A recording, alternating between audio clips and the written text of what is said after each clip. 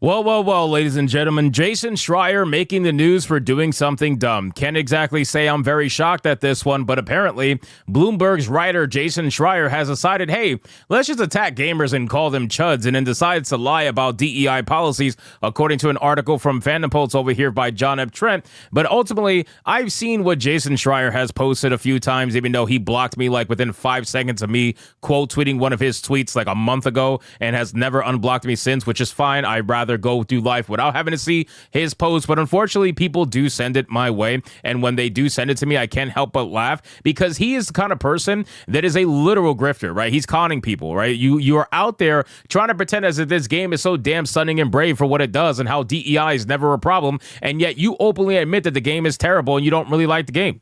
Why are we doing this?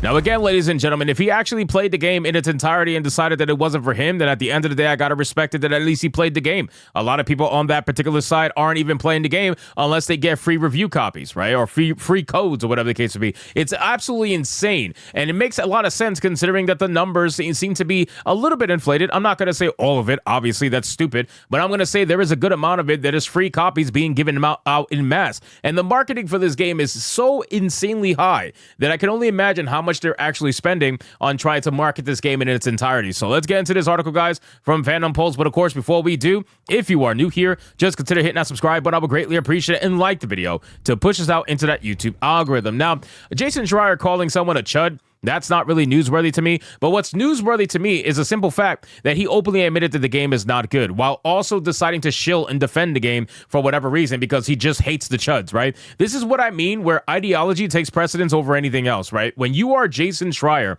and you decide to say, hey, this game Dragon Age the Veilguard is fucking terrible, or you don't like it, or whatever the case may be, and then you say, well, you know what? I'm not even going to say that because I just rather see you CHUDS get owned. As if 84,000 players is owning the CHUDS. It's absolutely insane. This game, with all the hype, with all the talk, with all the ridiculous notions that are happening around this game, and you only get 84,000. You're getting outplayed by fucking Baldur's Gate 3 so long after its release. I don't understand how 84,000 is considered a success for a game that's been taking about, how long now? 10 years of development? But that's neither here nor there, I guess, at the end of the day.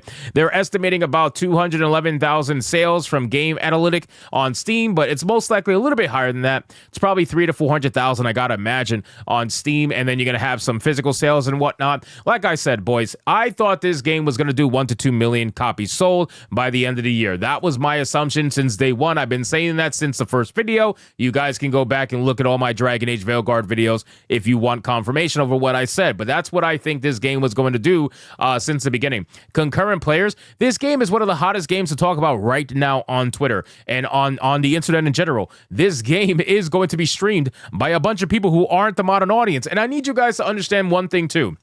The modern audience likes to say that, oh, DEI sells, wokeness sells, right? Clearly, let's be honest right now. These games never sell without an established franchise, right? Very few games that are meant for the modern audience succeed without a pre-established fan base that was already built in prior to the wokeness, right? Baldur's Gate 3 is a perfect example of this. Baldur's Gate has been long loved by plenty of people, and once everybody realized that Larian Studios was going to make the game and not BioWare, they were more excited because they trust Larian Studios more than they ever trusted modern-day BioWare, and that's how they got their money, on top of being a good game and all that stuff. Even with all the woke shit, it doesn't matter, right? People love the game, and that's just what it is. It trounced this game. This game is struggling to get to 100K even on a weekend, right? But at the end of the day, Baldur's Gate 3 released at 890,000 concurrent players. It was an insane number, but that's besides the point. So it's saying DEI sells doesn't mean anything if when you make these games that are super woke and they don't have pre-established franchises from before, they mostly fail. Most of them fail. I'm still struggling to think, aside from maybe, I know people say Disco Elysium's pretty woke, but I thought Disco Elysium was pretty good, to be honest with you. But people say Disco Elysium's woke, so maybe that game. But I'm trying to think of a game that didn't have a pre-established franchise before it that was actually super woke and successful. I'm not saying marginally woke, because there is a difference. I'm saying super woke like Veilguard is, right in your face. Your character has to be trans, all kinds of things. Like, that's what I mean by super woke. I don't know of anything. I literally know of nothing. So these games only sell because they have a pre-established franchise that's already has a built-in fan base that are buying the game to either make fun of it, or they're buying the game because they're not connected to the conversation and they genuinely think they're buying a Dragon Age game, only for them to load it up and realize they just bought a propaganda game. That's what they realize, but that's besides the point. Let's get back into the article about Jason Schreier and see what he said. So Jason Schreier, who currently writes at Bloomberg but previously worked at Kotaku, attacked gamers as CHUDS and lied, stating that they don't fail financially due to diversity, equity, and inclusion initiatives. On X, Schreier disingenuously attempted to claim that Dragon Age the Veilguard was doing well sales-wise, while posting a photo of the game's peak concurrent player count hitting 58,958 players. Again, 58,958 is not a good number for a game that was in development for 10 years, that has a pre-established fan base that is known to be very big, and then on top of that, also be a AAA game. This is not a number. Like, these numbers are not what's going to recoup a well over $200 million budget cost. And I know these journalists love to say that, well, budget's not everything, because for them, they don't care if the game financially fails. They don't. They even admitted in their articles, if this is the last Dragon Age game, then, well, I guess it's been good. They're willing to let these franchises die as long as the message takes precedence over everything. It's insane. They're not real gamers. They don't actually care about the fucking franchise. They haven't been playing Dragon Age as long as we have, for the most part. One or two of them might have, but for the most part, they haven't. They don't care like that. The game eventually hit a peak of 70,414, which, by the way, just, you know, for transparency's sake, I posted a number here. It's currently at 84,832. The number's starting to drop. Let's see if it went up. Let's see.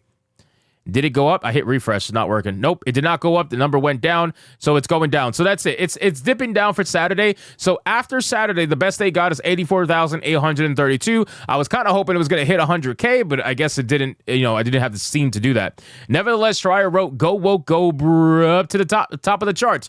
Now, again, top of the charts. You really think? Okay, bro. Come on, Jason Schreier. Come on, Jason Schreier.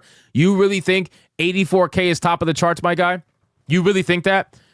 You really think that? You got outdone by the fucking benchmark tool of Black Myth Wukong. You really think that 84K is topping a chart? No. All 84K is doing is topping a chart against other Dragon Age games. That's it. And if you think the only competition for Dragon Age is other Dragon Age games, then you are obviously disingenuous and out of your mind. This game is getting absolutely smoked by anything else that's actual real competition and is made for gamers. Space Marine 2 destroyed it. Black Myth Wukong, we're not even going to go there. Baldur's Gate 3 destroyed it. And I think Baldur's Gate 3 is the best comparison between the two, because that is their actual literal competition.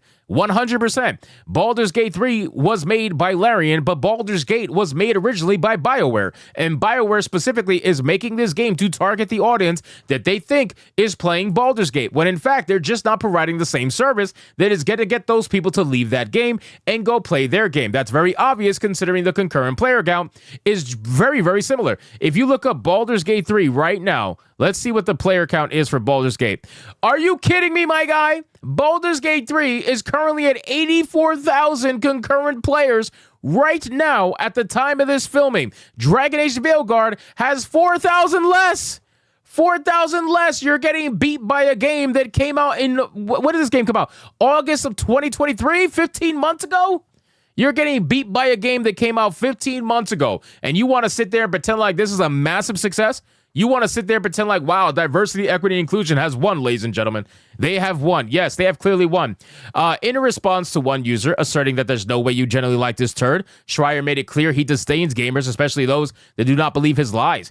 He wrote, "I actually don't like the game very much, but I do like seeing you chuds get dunked on." Again, I wanted you guys to keep in mind, this man is literally admitting that he doesn't like the game, which is exactly what the chuds are saying for the most part, that they don't like the game for a multitude of reasons. But it's okay for him to admit he doesn't like the game because he's Jason Schreier, right? He's allowed to do that. But everybody else is not allowed to say that. Otherwise, they're a chud. This is the hypocrisy that I'm talking about at the end of the day. And this is what I mean by when I say the ideology takes precedence over everything. For somebody like Jason Schreier, all they care about is making sure that they own the chuds. That's all they fucking care about. They want to destroy the chuds CHUDS in every way they possibly can. And if that means lying about a game, especially in their articles or in public or whatever, they're going to do that. But the fact that he admitted this on Twitter, I find it actually to be pretty damn funny. So anyway, guys, thank you so much for watching this video. Hope you did enjoy it. If you did, consider leaving me a subscribe. I would greatly appreciate it. Don't forget to like the video, comment, let me know what you thought, and I'll see you guys on the next one. Hypnotic out.